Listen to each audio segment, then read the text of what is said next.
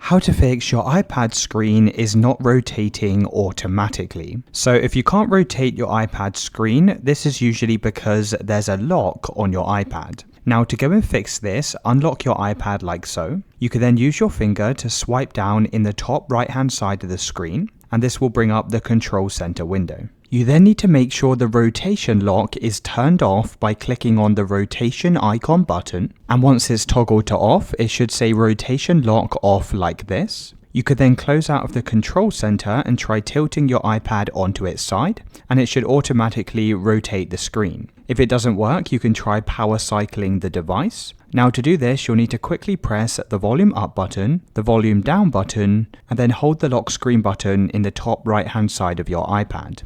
Now continue to hold this button down for a full 30 seconds. So eventually the screen will go black. Continue to hold the button down. When you see the Apple logo, you can release this button. Wait for your iPad to restart, and you should now be able to rotate your screen.